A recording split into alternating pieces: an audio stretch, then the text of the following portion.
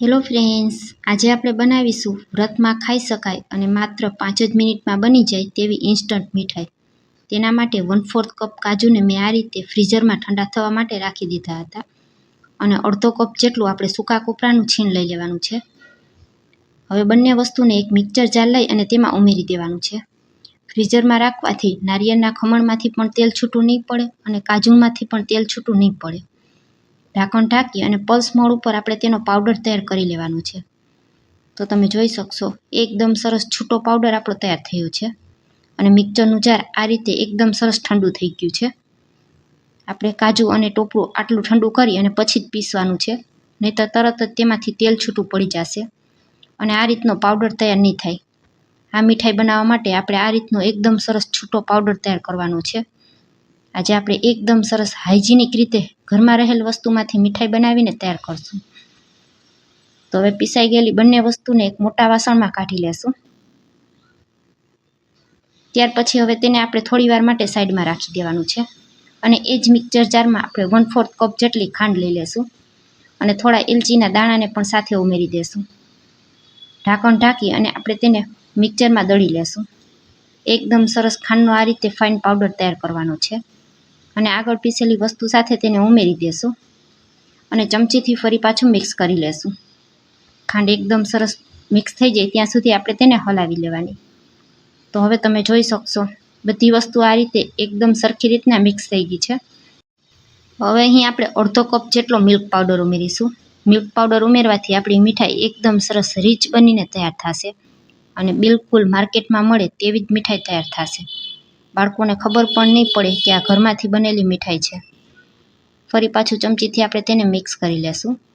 હવે તૈયાર કરેલા આ મિશ્રણને આપણે આ રીતે એક સરખા 3 ભાગમાં અલગ કાઢી લેવાનું છે. ત્યાર પછી એક વાટકામાં મેં આ રીતે થોડો ગુલાબી કલર ઉમેરેલો છે, એક વાટકામાં થોડો લીલો અને એક વાટકામાં થોડો પીળો કલર ઉમેરેલો છે. ત્રણેય કલરને એક ચમચી દૂધમાં પલાળીને ઉમેરી દેવાના છે. હવે હાથેથી આપણે તેને આ રીતે મિક્સ કરી લેશું. અહીં માત્ર 1 ચમચી જેટલા દૂધનો ઉપયોગ કરવાનો છે. મીઠાઈનું આ મિશ્રણ ઢીલું ન થઈ જાય તેનું ખાસ ધ્યાન રાખવાનું છે, નહીંતર આપણે જે મીઠાઈ બનાવવાના છીએ તે નહીં બને. તો આ રીતે માત્ર 1 જ ચમચી દૂધમાં આપણું મીઠાઈનું મિશ્રણ એકદમ સારી રીતના મિક્સ થઈ ગયું છે. તમે જોઈ શકશો આપણે લોટ બાંધતા હોય એ રીતનું મિશ્રણ તૈયાર થઈ જશે. બધું આ રીતે એકદમ સારી રીતના મિક્સ કરી લેવાનું અને હવે આપણે તેમાંથી નાના લુવાવાળી તૈયાર કરી લેવાના છે. 3 કલરની મીઠાઈને આ રીતે આપણે તૈયાર કરવાની છે. 4 કે 5 જેટલા પણ એક સરખા લુવા તૈયાર થાય એટલા લુવા તૈયાર કરી લેવાના. તો મેં અહીં આ રીતે 4 લુવા કરી અને તેના નાના 4 બોલ તૈયાર કરી લીધા છે. આ જ રીતે આપણે પીળી અને ગુલાબી મીઠાઈના પણ બોલ બનાવી અને તૈયાર કરી લેવાના છે. 3 મીઠાઈને આ રીતે આપણે તૈયાર કરી લેશું. 3 મિશ્રણના આ રીતે મેં બોલ તૈયાર કરી લીધા છે. હવે તમારે આમનામ આ મીઠાઈને ખાવી હોય તો પણ ખાઈ શકાય છે. ખૂબ જ ટેસ્ટી લાગે છે. હું થોડું તેને ડેકોરેશન કરી અને થોડી આપણે માર્કેટ જેવી બનાવીશું.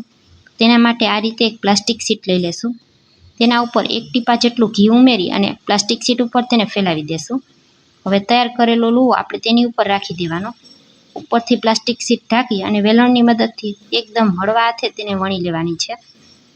તો તમે જોઈ શકશો ખૂબ જ સરળતાથી વણાઈ જાય છે. માત્ર 4 થી 5 વેલણ ફેરવશું એટલે આ રીતે પૂરી જેવી આપણી મીઠાઈ તૈયાર થઈ જશે. હવે આપણે તેને પ્લાસ્ટિકમાંથી અલગ કાઢી લેશું અને ફરી પાછી પીળો બોલ લઈ અને તેને પણ એ જ રીતે વણી લેવાનું છે. 1 ટીપા જેટલું ઘી લગાવી અને વેલણની મદદથી આપણે ફરી પાછું તેને વણી લેશું. અહીં આપણે લીલી અને પીળી 2 કલરની મીઠાઈને આ રીતે વેલણની મદદથી વણવાની છે. ગુલાબી કલરની મીઠાઈ છે તેને આપણે વણવાની નથી. તો બધી જ આ રીતે આપણે મીઠાઈ વણીને તૈયાર કરી લેવાની. ત્યાર પછી જે ગુલાબી કલરનો બોલ છે તેને આ રીતે લીલા કલરની મીઠાઈની અંદર રાખી દેવાનો છે અને હળવા હાથે આ રીતે હાથેથી પ્રેસ કરતા જઈ અને બધી બાજુથી તેને એક સરખો શેપ આપી દેવાનો. તો ખૂબ જ સરળતાથી લીલી મીઠાઈની અંદર ગુલાબી મીઠાઈ એકદમ સારી રીતના કોટ થઈ જશે. જો એકદમ સરસ લીસો બોલ તૈયાર થઈ ગયો છે. હવે આપણે ગુલાબી જે મીઠાઈ વણેલી હતી તેની અંદર લીલો બોલને રાખી દેશું અને ફરી પાછું એ જ પ્રોસેસથી આ રીતે હળવા હાથે દબાવતા જઈ અને ચારે બાજુ આપણે લીલી મીઠાઈને પીળી મીઠાઈની અંદર કોટ કરી લેવાની છે. એક પણ બાજુ ક્રેક ન રહે એ રીતે આપણે એકદમ સરસ તેને શેપ આપી દેવાનો. તો તમે જોઈ શકશો એકદમ સરસ 3 કલરની મીઠાઈ આપણી તૈયાર થઈ ગઈ છે. ફરી પાછું એ જ રીતે બીજી મીઠાઈ પણ તમને બનાવીને બતાવું છું. ગુલાબી બોલને લીલી મીઠાઈની અંદર આ રીતે રાખી દેવાની છે અને હળવા હાથે આપણે તેને આ રીતે ગોળ ગોળ ફેરવતા જશું. ફરી પાછું આપણે આ બોલને પીળી આપણે જે મીઠાઈ વણેલી હતી તેની અંદર રાખીએ અને એકદમ સરસ હળવા હાથે ચારે બાજુ એક સરખો શેપ આપી દેવાનો. બાળકોને આ કલરફુલ મીઠાઈ ખૂબ જ પસંદ આવશે.